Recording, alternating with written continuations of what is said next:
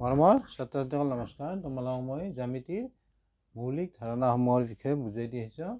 আজি মই তোমালোকক পূৰক কোণৰ ধাৰণাটো বুজাই দিম। পূৰক কোণ কমপ্লিমেণ্টৰী এংগল।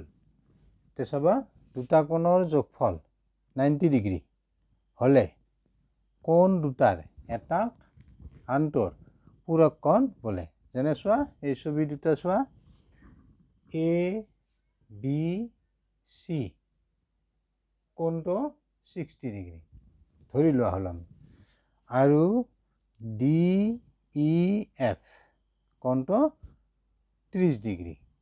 এতিয়া চোৱা, এ বি চি কোণটো ডি ই এফ কোণটোৰ লগত যোগ কৰিলে, অৰ্থাৎ 60 ডিগ্ৰী প্লাছ 30 ডিগ্ৰী যোগ কৰিলে আমি কিমান পাম?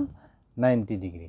গতিকে আমি বুজি পালোঁ, এ বি চি কোণটো ডি ই এফৰ পূৰক কোণ, নাইবা ডি ই এফ কোণটো এ বি চি কোণটোৰ পূৰক কোণ। নেক্সট এইটো ছবি চোৱা, পি কিউ এছ 50 ডিগ্ৰী আৰু এছ কিউ আৰ 40 ডিগ্ৰী। এতিয়া চাবা, পি কিউ এছ কোণটো অৰ্থাৎ 50 ডিগ্ৰীটো এছ কিউ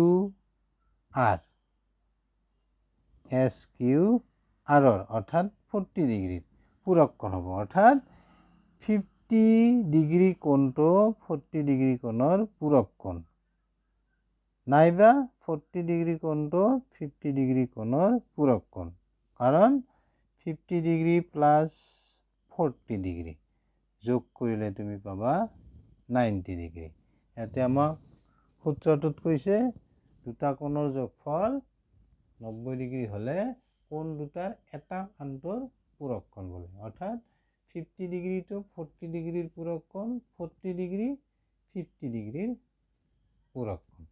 বুজি পালা? Thank you, bye by.